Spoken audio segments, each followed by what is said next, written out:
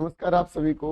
और मैं आपके सामने एक बार फिर से अपने एक अगले सेक्शन को लेकर जो सीजीएल का अपना टीयर वन का जो पेपर है आपके सामने फिर से लेकर हाजिर हूँ। पेश अपनी एक नई स्टोरी और मैं आपके सामने आपका अपना वीर का अध्ययन स्वागत करता हूँ अपने इस यूट्यूब चैनल इंग्लिश विद वीर का अध्ययन के ऊपर। ठीक है, तो देखो डियर स्टूडेंट्स, हमने जो लास्ट में जो हमने पढ़ा था वो पढ़ा था अपने के प्रीवियस ईयर क्वेश्चन पढ़ा था, क्वेश्चन पेपर जो था। तो आज भी जो हम डिस्कस करेंगे ना वो डिस्कस करेंगे अपने प्रीवियस ईयर क्वेश्चन पेपर को। ठीक है ना, और जो प्रीवियस ईयर क्वेश्चन पेपर होगा वो होगा अपना सीजीएल के एग्जामिनेशन का। और सीजीएल का जो एग्जामिनेशन हुआ था, सीजीएल का पेपर है एसएससी सीजीएल का, और ये पेपर हुआ था अपना कब 2020 यानी 6 मार्च को 2020 का पेपर है।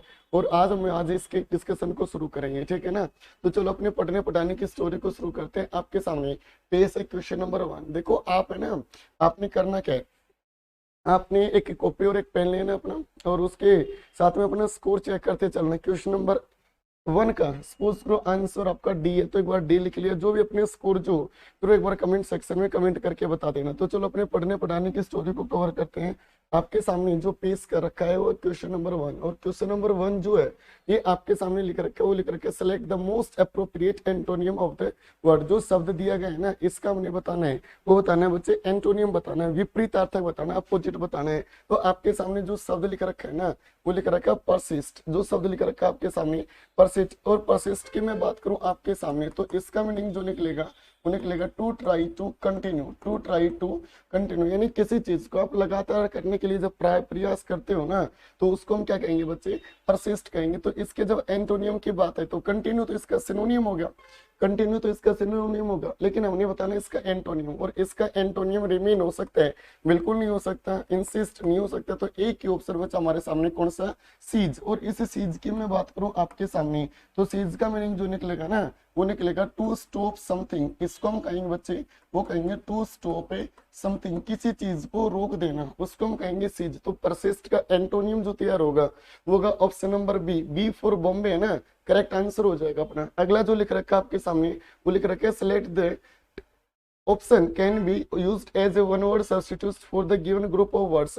आपने है ना बताना, वो बताना अपना one word substitution, one word substitution OWS से बताना। और इसमें आपके सामने लिख रखा है having two opposite feeling at the same time.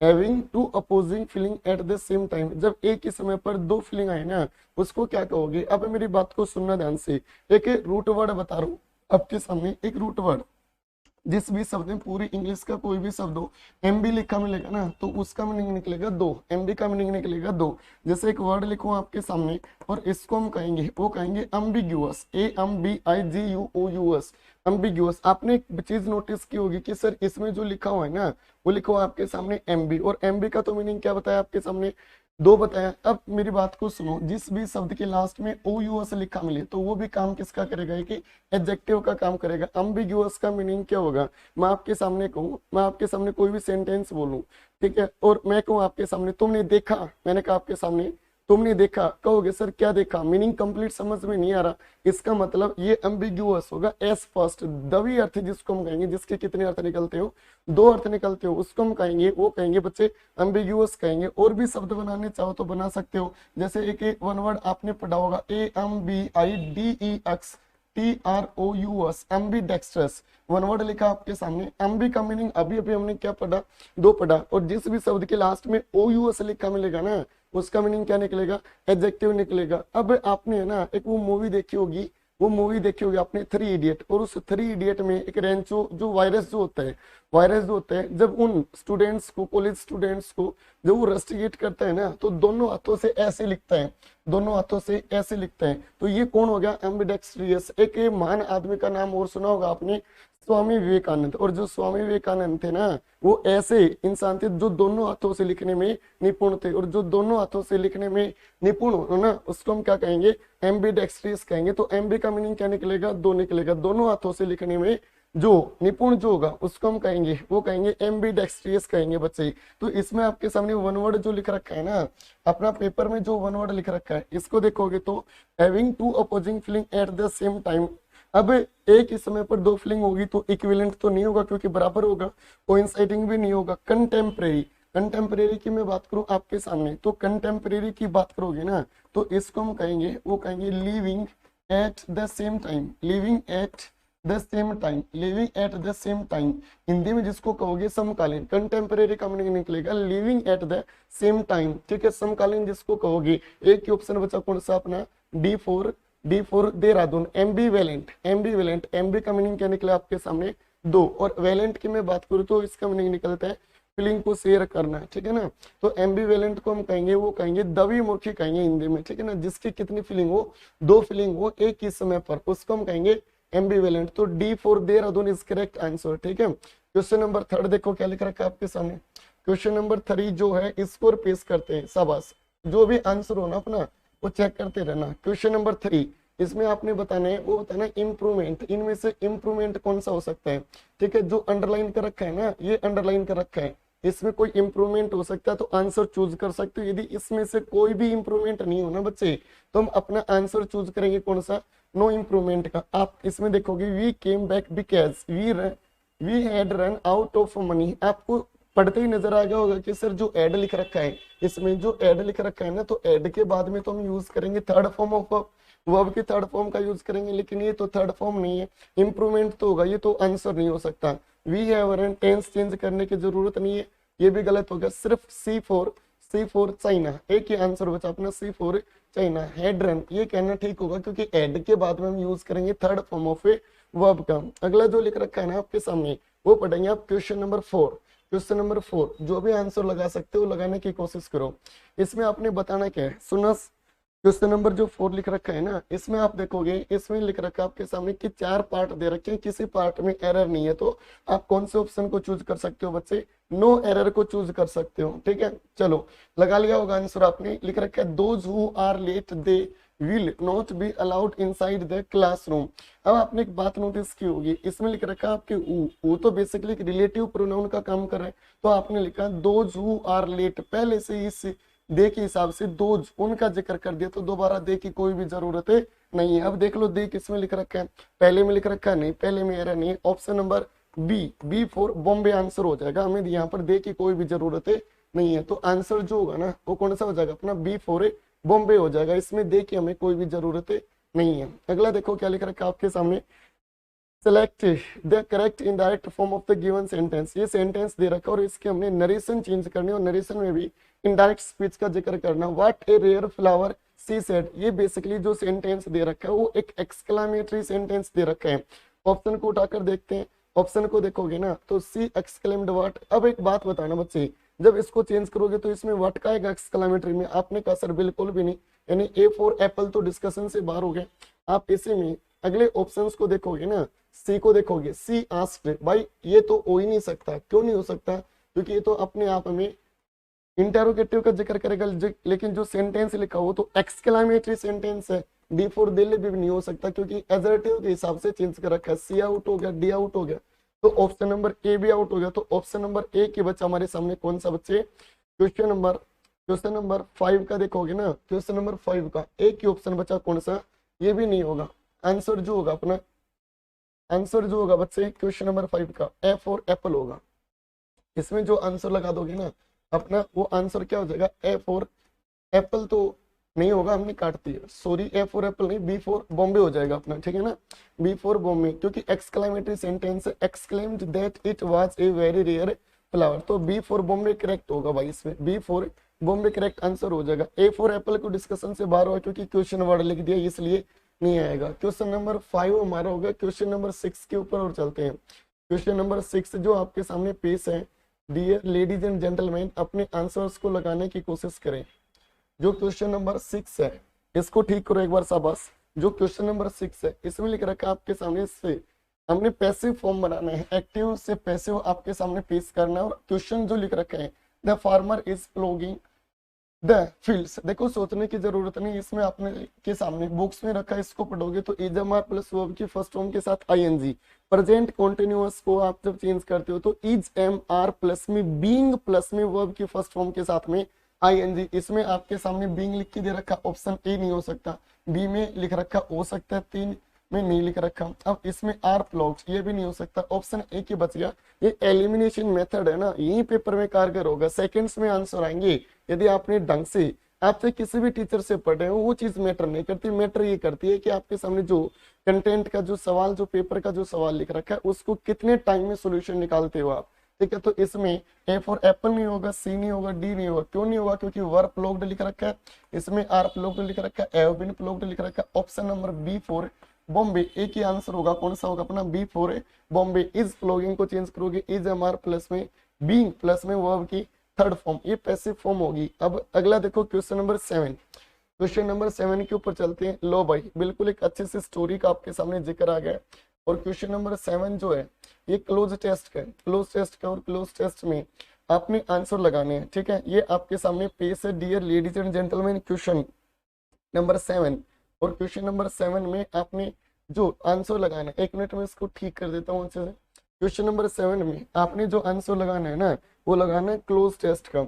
आपके सामने पहले तो इसको ऑप्शंस पढ़ो। क्वेश्चन नंबर 7 के ऑप्शंस पढ़ोगे। अफोर्डेड लिख रखा है, ऑफर्ड लिख रखा है, एक्सटेंडेड लिख रखा है और ऑर्डर्ड लिख रखा है। और क्वेश्चन नंबर को पढ़ोगे ना क्लोज टेस्ट में, Atlas was made to hold the sky up on his shoulders as a punishment once Hercules blank to hold it for Atlas while the latter went looking blank. Golden apples when Atlas returned, he saw Hercules blank hard to hold the sky. The weight of the sky blank Hercules sweet and grown. Now Atlas did not went to blank a job as arduous as that. बच्चे आपने पढ़ लिया होगा, पढ़ते आपको पता चल गया होगा। जो ब्लैंक है 1 दे रखा है, इसके ऑप्शन ये दे रखे हैं। क्या उसने किसी चीज को, एटलस ने जब किसी चीज को स्काई अप करने की कोशिश की, तो हेरकुलस की मैं बात करूं तो अफोर्ड नहीं किया था उसको, उसको आगे नहीं खिसकाया था, पढ़ के देखोगे तो। और उसको ऑर्डर भी नहीं दिया था, उसको दिया था ऑफर्ड, यानी बी फॉर बॉम्बे करेक्ट हो जाएगा अपना आंसर, बी फॉर बॉम्बे। अगले में देखोगे ना, what Atlas while the latter went looking. अब मेरी बात को समझना ध्यान से। अब आपके सामने थोड़ा सा जिक्र करेंगे कुछ फ्रेजल वर्ब का, जो क्वेश्चन आपके सामने लिख रखा है। देखो कुछ फ्रेजल वर्ब होती है, जैसे आपके सामने एक फ्रेजल वर्ब लिखी लुक अप। लुक के साथ में यदि आप लगा देते हैं ना, तो इसका मीनिंग इडियमेटिक मीनिंग निकलेगा। और इसको हम कहेंगे बच्चे, वो कहेंगे टू सर्च। लुक अप को कहना चाहो ना, तो इसको हम कहेंगे, वो कहेंगे लुक अप नहीं, लुक फॉर को कहोगे भाई। लुक फॉर को हम कहेंगे, लुक फॉर को क्या कहोगे? टू सर्च लिखोगे इसमें, ठीक है ना। लुक फॉर होगा, लुक अपनी, लुक फॉर को क्या कहोगे?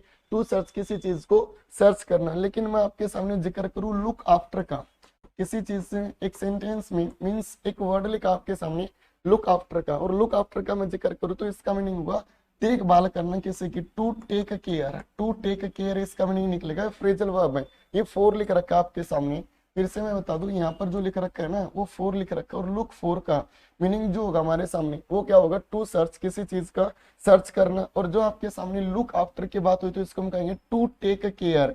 और अगली मैं बात करूं आपके सामने ऑप्शंस में, ऑप्शंस में आपके सामने शब्द लिख रखा है लुक। लुक के साथ में जब वो जा रहा था तो उसमें लुक एट की बात नहीं, लुक ऑन की बात नहीं, देखभाल करने की बात हुई। लुक फोर नजर डालना, लुक फोर की बात हुई। नजर डालना मीन्स सर्च करना किसी चीज को, तो आंसर जो होगा ना वो होगा look for, B for Bombay होगा। ये अपने आप में एक फ्रेजल वर्ब का क्वेश्चन है, B for Bombay. Question number 9 के ऊपर चलते हैं। 9th क्या कह रहा है आपके सामने?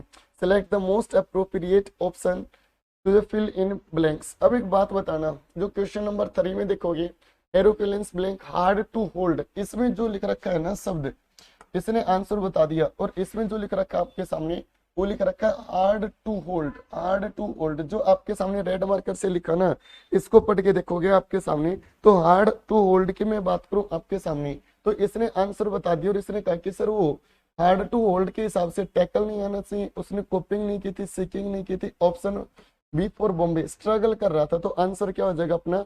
बी फोर बॉम्बे हो जाएगा। अगला देखो क्या लिख रखा है, अगले क्वेश्चन के ऊपर और काम करते हैं। 9th हो गया, चलो अगला क्वेश्चन देखो क्या लिख रखा है आपके सामने। क्वेश्चन नंबर 10, क्वेश्चन नंबर 10 जो लिख रखा है ना उसमें आंसर लगाओ एक बार। क्वेश्चन नंबर 10 को देख लेते हैं। Select the most appropriate option to the filling in the blanks for. For में आंसर लगाना है। फोर ये आपके सामने लिख रखा है, ऑप्शन लिख रखे हैं, सुनो।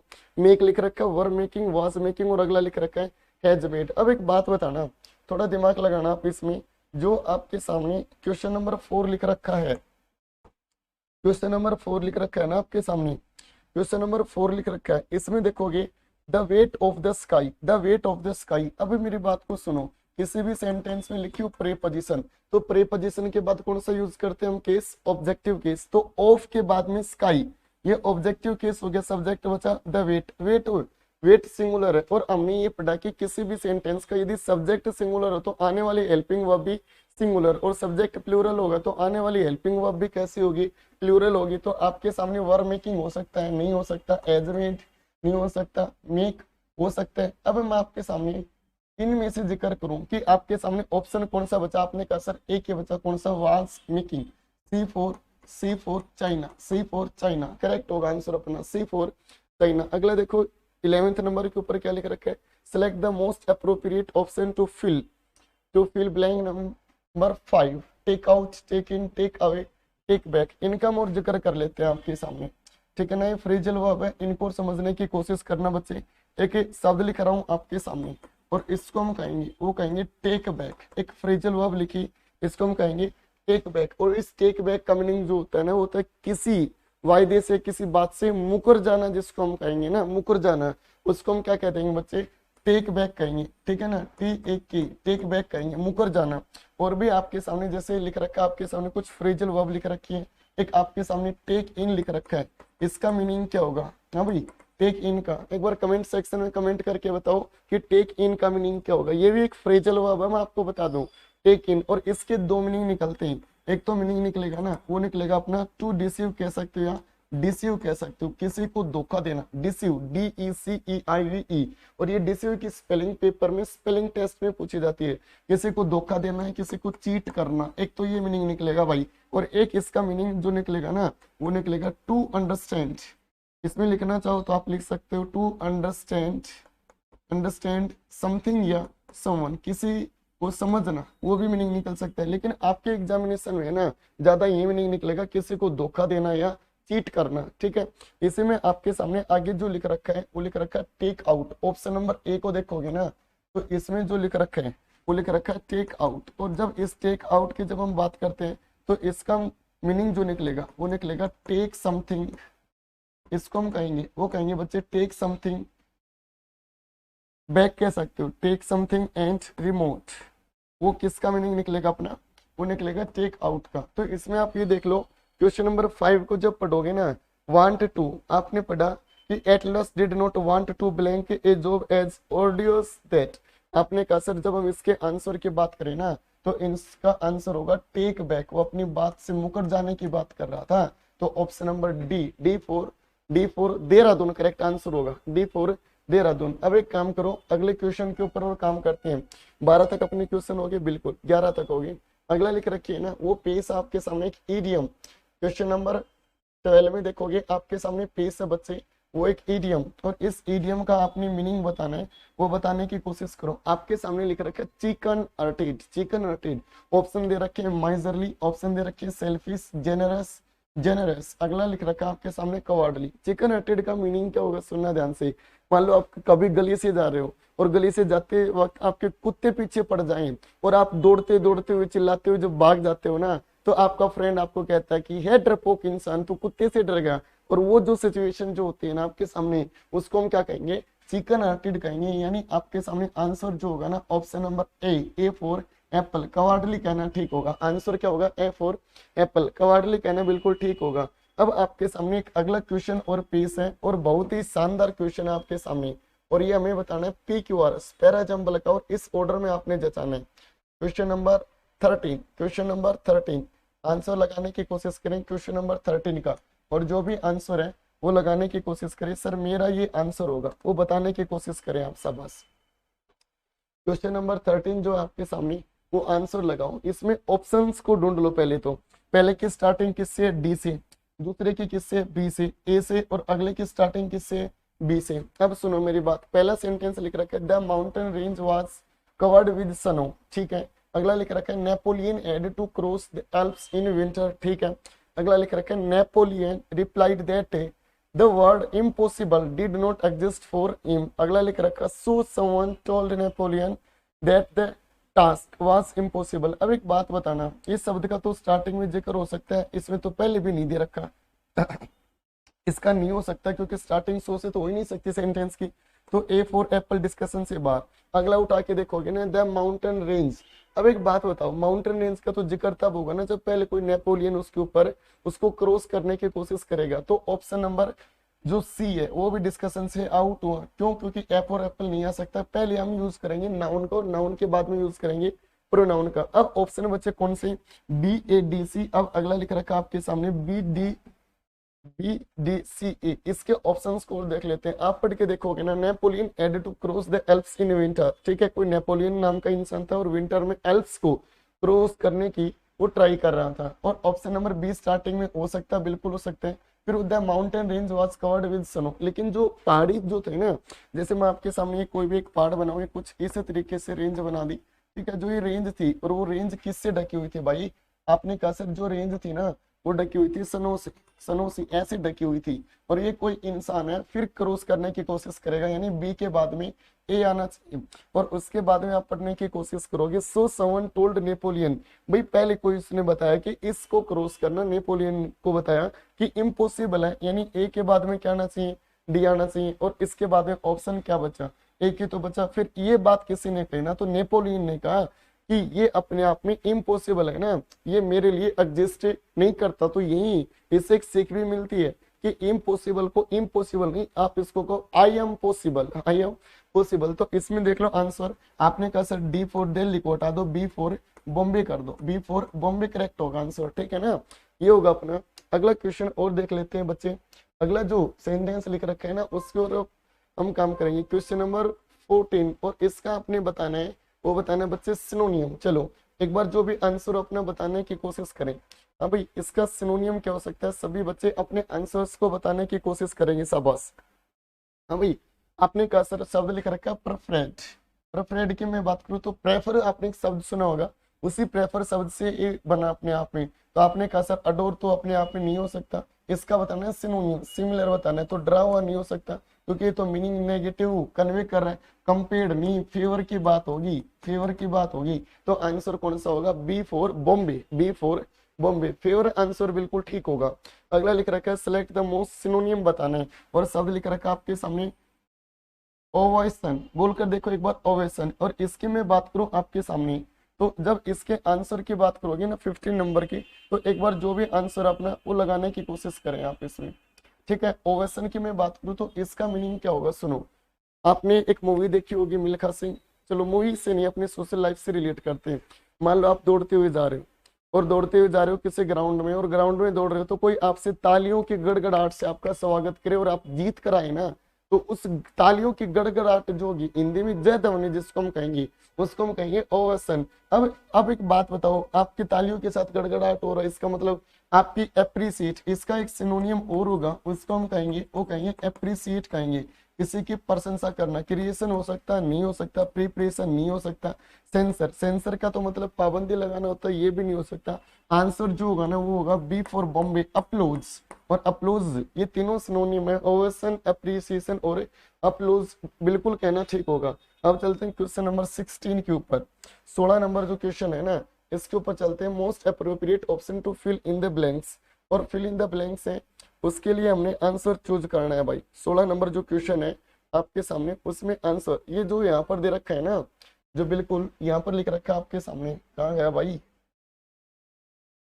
जो क्वेश्चन नंबर 16 जो आपके सामने लिख रखा है, इसमें आंसर लगाओ एक बार, जो भी आंसर लगा सकते हो सब बस। क्वेश्चन नंबर 16 जो लिख रखा है, ये लिख रखा है, ये ना, ये क्वेश्चन नंबर 16 आपका 16 का। इसमें जो भी आंसर लगाओ, लगा सकते हो लगाओ। इसमें लिख रखा है C blank how the magician had performed the rope stick. अब एक बात बताओ, इसमें लिख रखा है आउ, आउ लिख रखा है the magician had performed the rope trick, यानी ये अपने आप में एक इनडायरेक्ट स्पीच है बच्चे, देखते ही पता चल रहा है। और इनडायरेक्ट स्पीच हुई ना तो रिपोर्टिंग वर्ब का क्या पजल काम कर सकती है? नहीं कर सकती। अब जिस बच्चे को इंग्लिश की नॉलेज नहीं होगी वो पता है क्या करेगा? वो इनकी हिंदी बना के देखेगा, और हिंदी बनाने से कभी भी पेपर के जो आंसर्स है उनका सोल्यूशन अच्छे से नहीं निकलता भाई। अब हिंदी बनाओगे तो आंसर ही नहीं निकलेगा। तो ये इनडायरेक्ट स्पीच हुई, पजल अपने आप में एक रिपोर्टिंग वर्ब का काम नहीं कर सकती, ये भी नहीं कर सकती रिपोर्टिंग वर्ब का काम, और सस्पेक्टेड भी एक रिपोर्टिंग वर्ब का काम है, नहीं कर सकती। वंडर्ड बिल्कुल कर सकती है एक्सक्लेमेटरी सेंटेंस में, यानी डी फॉर देहरादून आंसर हो जाएगा अपना करेक्ट। डी फॉर देहरादून बिल्कुल ठीक होगा। अब अगला जो क्वेश्चन है उसके ऊपर हम काम करते हैं। क्वेश्चन नंबर लिख रखे हैं नो इम्प्रूवमेंट का क्वेश्चन लिख रखा है कि भाई इसमें कोई इम्प्रूवमेंट है, नहीं हो सकता, तो no improvement. When it started raining I ran to the nearer house for the shelter. बच्चे एक बात बताना, इसमें आपके सामने लिख रखा आर्टिकल दी, इसमें लिख रखा आपके सामने आर्टिकल दी, और बच्चे आर्टिकल दी का तो तब यूज करते हो जब आपके सामने कौन सी डिग्री हो, सुपरलेटिव डिग्री। सुपरलेटिव डिग्री एक टॉपिक होता है एडजेक्टिव, एक टॉपिक होता है एडजेक्टिव, और एडजेक्टिव की है ना, एडजेक्टिव की 3 डिग्रीज होती हैं, positive degree, comparative degree, superlative degree. जैसे मैं कहूँ आपके सामने टाल, टालर, टालस्ट, एबल, एबलर, एबलस्ट, यानी जिसके लास्ट में EST, IEST, स्टार्टिंग में मोस्ट या लिस्ट लिखा मिले, वो कौन सी डिग्री होगी, कंपैरेटिव डिग्री होगी। तो यहाँ पर नियरर नहीं, यहाँ पर नियरेस्ट आना चाहिए। ऑप्शन नंबर बी हो सकता है, नहीं हो सकता। द नियर हाउस नहीं हो सकता। इंप्रूवमेंट तो होगा क्योंकि सुपरलेटिव डिग्री की वजह से आर्टिकल द, तो ए for Apple, A for Apple answer correct होगा। द नियरेस्ट हाउस होगा सिंगुलर काउंटेबल नाउन, उसके पहले सुपरलेटिव के पहले आर्टिकल दी कहना बिल्कुल ठीक होगा। चलो अगले क्वेश्चन के ऊपर काम करते हैं बच्चे, और क्वेश्चन नंबर 18, क्वेश्चन नंबर 18 आपके सामने पेश है, और इसको एक बार ठीक करने की कोशिश करेंगे। और इसमें आपने बताना है ना, वो बताना है बच्चे क्वेश्चन नंबर 18 में, इसमें बताना है इनकरेक्टली वर्ड कौन सा है, गलत स्पेलिंग कौन सी। स्पेलिंग टेस्ट का क्वेश्चन है आपके सामने, और जैसे इसको ठीक करने की कोशिश करोगे तो अबेंडन, ABAND तो स्पेलिंग बिल्कुल ठीक है। जो क्वेश्चन नंबर 18 है इसकी स्पेलिंग को ठीक करो एक बार। अबेंडन की तो ठीक है, अबेंडन की ठीक है। अगला देखा अलायंस, बिल्कुल ठीक है। एक्विजिशन बिल्कुल ठीक है। एक शब्द गलत है, कौन सा, बी फॉर बॉम्बे गलत है, और इसकी करेक्ट स्पेलिंग जो होगी ना वो होगी AQ, इसकी लिखोगे ACQ, UAINTANCE, ठीक है ना। एक्वेंटेंस, एक्वेंटेंस सिर्फ और सिर्फ इस ई में दिक्कत है, और इस ई की जगह क्या लगा देंगे हम, ए लगा देंगे, बस इस स्पेलिंग अपने आप में करेक्ट हो जाएगी। चलो अगला आपके सामने क्वेश्चन जो है, क्वेश्चन पेश कर रखा है 19 का जो पर्सन है ना, इसमें फोर्थ जंबल, पैरा जंबल का क्वेश्चन आ गया क्वेश्चन नंबर 19, और पैरा जंबल में आपने आंसर लगाना है। चलो ये जो आपके सामने लिख रखा है क्वेश्चन नंबर 19 है, और इस क्वेश्चन नंबर 19 का आंसर लगाओ। जो भी आंसर लगा सकते हैं आप, लगाने की कोशिश करो, शाबाश। आंसर जो हो सकता है आपके सामने ऑप्शन स्टार्टिंग में दे रखा B for Bombay, A for apple, D for Dehradun, D for Dehradun, यानी सी से स्टार्टिंग नहीं है, किससे स्टार्टिंग नहीं है, सी से। अब इसको पढ़ के देखोगे, मच ऑफ दिस वार, पढ़ने की जरूरत नहीं क्योंकि मच के बाद में ये तो नहीं हो सकता स्टार्टिंग में। Both sides had dug in deep and each lost many man over little ground, और डी फॉर देहरादून को पढ़ोगे एंड्रे मैगिनोट हैड, ये कोई नाम लिख रखा है भाई, ये कोई नाम लिख रखा है, had fought a war with the French against the Germans. बच्चे आपको पता है कि हम किसी भी सेंटेंस में पहले यूज करते हैं नाउन को, और नाउन के बाद में यूज करते हैं किसका, प्रोनाउन का ही तो यूज करोगे। तो इसमें स्टार्टिंग में होना चाहिए, क्या इसके स्टार्टिंग में नहीं, एफ और एप्पल डिस्कशन से पार, बी फॉर बॉम्बे डिस्कशन से बाहर। ऑप्शन बचे कितने, 2, सी फॉर चाइना और डी फॉर देहरादून। इसको जब ठीक करने की कोशिश करोगे ना, पढ़ोगे Andre Maginot had fought a war with the French against the German, starting में डी हो सकता है, बिल्कुल हो सकता है। इसके बाद में आप देखोगे much of this war had taken place along the western front, बिल्कुल ये भी हो सकता है। अब इस वेस्टर्न फ्रंट की जब बात करी ना, तो दोबारा से देखो इसी वेस्टर्न फ्रंट का जिक्र कर दिया, कहां पर, दिस फ्रंट में, यानी आप ये ढूंढ लो ए के बाद सी कौन से में, ए के बाद सी कौन से में, देखो वेस्टर्न फ्रंट का दोबारा से जिक्र कर दिया, इसका मतलब ए के बाद क्या आना चाहिए, सी। इसके बाद ए में सी नहीं है, तो ऑप्शन ए की बचा, C for China, C for China, ये ठीक होगा भाई हमारा, सी फॉर चाइना कहना बिल्कुल ठीक होगा। चलो अगले क्वेश्चन के ऊपर चलते हैं, क्वेश्चन नंबर 20 नंबर आपके सामने पेश है। Dear ladies and gentleman, answer लगाने की कोशिश करें आप, चलो आंसर लगाओ, शाबाश, कोशिश किया करो, जो भी आंसर अपना, जो भी आंसर हो, कितने भी ठीक हो बताते रहे चलना आप कमेंट सेक्शन में, सर ये आंसर होगा। अगला लिख रखा है आपके सामने, ईडीएम लिख रखी है by and by, by and by को हम कहेंगे, वो कहेंगे स्लोली। एक गाना भी तो सुना होगा आपने, धीरे धीरे मेरी जिंदगी में आना, धीरे धीरे मेरी जिंदगी में आना। धीरे धीरे का मतलब है बिल्कुल धीरे धीरे, जैसे गर्मी है, गर्मी वो धीरे धीरे बढ़ रही है, धीरे धीरे बढ़ रही है, ठीक है। अब धीरे धीरे सर्दी आ जाएगी अपनी, तो धीरे धीरे जो ग्रेजुअली जो होता है ना, उसको हम कहेंगे slowly. By and by, suddenly होगा नहीं, ऑन द ऑल नहीं होगा, बाई एनी मीन्स नहीं, एक ही ऑप्शन बचा ग्रेजुअली। ग्रेजुअली का मीनिंग क्या हो, बी फॉर बॉम्बे करेक्ट होगा आंसर भाई। ग्रेजुअली का मीनिंग क्या होगा, सुनो, ग्रेजुअली का मीनिंग होगा कोई चीज बिल्कुल धीरे धीरे बढ़े। गर्मी धीरे धीरे पड़ रही है तो ग्रेजुअल चेंज है, ग्रेजुअली आप इसको कह सकते हो। अगला शब्द लिख रखा है आपके सामने, वो लिख रखा है बच्चे आपके सामने गली। शब्द जो लिख रखा है आपके सामने गली, और इस गली की मैं बात करूं तो इसका मीनिंग जो निकलेगा ना वो निकलेगा हैप्पीनेस, खुशी जिसको कहोगे। सर किस टाइप की खुशी। अब एक बात बताओ, कोई ऐसा इंसान है जिसके पास ना कोई रोजगार हो, ना कोई रोजगार हो, और उसकी एज हो 32 ईयर्स 35 ईयर्स, और उसकी कोई शादी करने वाला नहीं हो समाज में, और उसकी एकदम से रिश्ता हो जाए, तो भाई साहब वो खुशी जो होगी ना, वो खुशी जो होगी उसको हम क्या कहेंगे, गली कहेंगे। लेकिन इसमें आप हमने बताना एंटोनियम, क्या बताना एंटोनियम, जो है तो इसका अपने आप में सिनोनियम हो जाएगा। ठीक है, एंटोनियम बताना है, ब्लिस नहीं हो सकता, फन नहीं हो सकता, जॉय नहीं हो सकता। ये तीनों के तीनों पॉजिटिव वर्ड है, तो आंसर होगा डी फॉर देहरादून। वो जो होगा ना उसको हम कहेंगे, वो कहेंगे दुख जो होगा अपना, ठीक है ना, दुख जो होगा। जैसे एक ईडियम भी तो आपने पढ़ी होगी ना, व्हील एंड वॉय, और व्हील एंड वॉय का मीनिंग क्या निकलता है, जॉय एंड सोरो।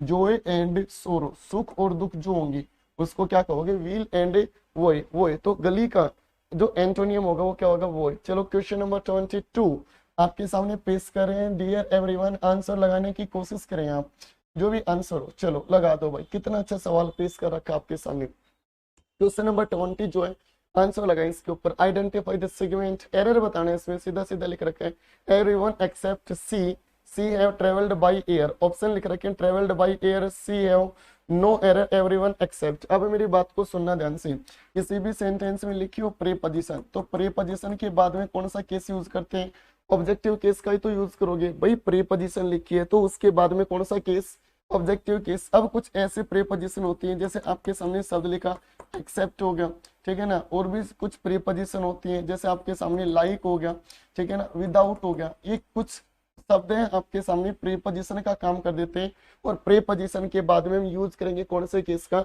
ऑब्जेक्टिव केस का। जैसे एक सेंटेंस लिखो, मैं कहूँ आपके सामने ही लाइक आई हैव डन अम्मी। आपके सामने एक सेंटेंस लिखा और मैंने कहा आपके सामने ही लाइक आई हैव डन अम्मी। अब जो सेंटेंस लिखा ना आप इसमें देखोगे जो लाइक है वो काम किसका कर रही है, प्रीपोजिशन का, और प्रीपोजिशन के बाद में कौन सा केस, ऑब्जेक्टिव केस। आई नहीं, क्या आना चाहिए, मी, और जैसे मी आ गया तो हमें तो पता है वर्ब तो अकॉर्डिंग टू सब्जेक्ट, सब्जेक्ट कौन सा बच गया, ही। सब्जेक्ट सिंगुलर हुआ तो हैव नहीं, इसकी जगह क्या लिखोगे, हैज। करेक्ट सेंटेंस होगा ना वो होगा ही लाइक मी हैज डन अम्मी। उसने भी मेरी तरह पीएचडी कर रखी है, यही तो मीनिंग निकलेगा इसका। तो इसमें आपके सामने शब्द लिख रखा है एक्सेप्ट, एक प्रीपोजिशन का काम कर रही है, और जैसे प्रीपोजिशन का काम करेगी तो सी नहीं, इसकी जगह क्या लिखोगे, हर। और एवरीवन सिंगुलर हुआ तो हैव नहीं, इसकी जगह क्या लिख दोगे, हैज। करेक्ट सेंटेंस होगा everyone except her has travelled by air except she have देख लो तो option number B for Bombay में होगा भाई, बी फॉर बॉम्बे में एक आंसर हो जाएगा अपना, एरर है बी फॉर बॉम्बे, ठीक है ना। अगला देखो क्या लिख रखा है, क्वेश्चन पढ़ो एक बार। क्वेश्चन नंबर 23 जो आपके सामने पेश कर रखा है, और आंसर लगाने की कोशिश करें। क्वेश्चन नंबर 23 का जो भी आंसर है डियर एवरीवन, वो आंसर लगाए कि सर इसका ये आंसर हो सकता है। शाबाश, जो भी आंसर है वो चूज करे। इसमें लिख रखा है the roof of the old building blank during the storm. कोई तूफान आए तो कोई बिल्डिंग थी पुरानी, उसकी छत है, वो छतें अपने आप में स्क्रैच थोड़ी ना होगी, नहीं डिमोलिश भी नहीं होगी। डिस्ट्रॉय का मतलब तो बर्बाद होना का, छत जो है ना वो डह गई, वो डह जाना जिसको हम कहेंगे, उसको कहेंगे ए फॉर एप्पल कोलैप्स्ड, ठीक है ना, ए फॉर एप्पल ठीक हो जाएगा इसमें आंसर। चलो अगला क्वेश्चन लिख रखा है, उसके ऊपर हम काम करते हैं। अगला लिख रखा है गिवन इडियम्स नहीं है, वन वर्ड सब्स्टिट्यूशन है, और इसका हमने आंसर चूज करना है वन वर्ड सब्स्टिट्यूशन का, एक ग्रुप ऑफ शिप्स। चलो अपने आंसर को कमेंट करके बताओ, जो 23 के ऊपर जो क्वेश्चन लिख रखा है ना उसको आप कमेंट करके बताओ। अगला लिख रखा है आपके सामने ग्रुप ऑफ शिप्स, जो जहाजों का बेड़ा जो होगा ना, जहाजों का बेड़ा, उसको कहोगी ए फॉर एप्पल। फ्लीट जो होगा, फ्लीट होगा। स्क्वेड की मैं बात करूं आपके सामने, यहाँ पर लिख रहा हूँ आपके सामने, स्क्वेड को हम कहेंगे, वो कहेंगे ए small group of soldier.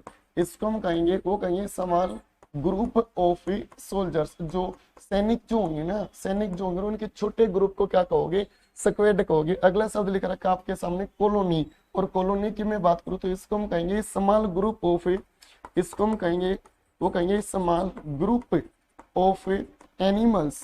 Animals नहीं तो इंसेक्ट्स लिख सकते हो आप, ठीक है, इंसेक्ट्स लिख सकते हो। अगला शब्द लिख रखा है आपके सामने स्वार्म, डी फॉर डेली की मैं बात करूं तो इसको हम कहेंगे एक ग्रुप ऑफ एंट्स, एक ग्रुप ऑफ एंट्स, चींटियों के समूह को क्या कह दोगे, स्वार्म कह दोगे। तो कमेंट सेक्शन में है ना 2-3 वन वर्ड बताओगे आप मेरे को, ठीक है ना, 2-3 वन वर्ड बताओगे, इनका मीनिंग क्या होगा। एक तो वन वर्ड बताओगे कि जो प्राइड जो होगा ये किस चीज का समूह होगा, प्राइड का कमेंट सेक्शन में बताओगे।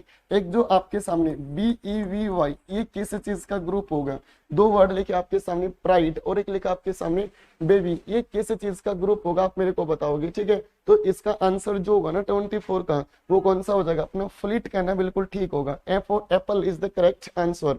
अगला आपके सामने लिख रखा है select the wrongly spelled word. जब इसको देखोगे ना पीस, पीस की स्पेलिंग तो बिल्कुल ठीक है, ये भी बी फॉर बॉम्बे की भी सही है, डी फॉर दिल्ली की भी ठीक है, ऑप्शन ए के बच्चा सी फॉर चाइना, स्पेलिंग गलत है बच्चे, और इसकी स्पेलिंग लिखोगे SEIZE, ये होगी SEIZE, ठीक होगी। क्वेश्चन नंबर 25 होगी। बस कमेंट सेक्शन में प्राइड और बेबी जो लिख रखा है ना इसका कमेंट सेक्शन में मेरे को मीनिंग बता दो। चलो मेरी तरफ से CGL का जो पेपर था वो अपना कंप्लीट हो गया, ठीक है। अब अपने एक अगली मैं बात करूं अगले सेक्शन का, वो अगले जिक्र करेंगे अगली क्लास में। अब एक बार कमेंट करके ये जरूर बता देना कि आपने जितनी भी स्टोरी पढ़ी है डियर एवरीवन, तो उसमें आपको मतलब कैसा मजा आया और आपके सामने जो अपना एक्सपीरियंस था वो अपना जरूर शेयर करें। और आपसे ये उम्मीद है एक नई शुरुआत है तो एक सब्सक्राइब जरूर करें आप, ठीक है।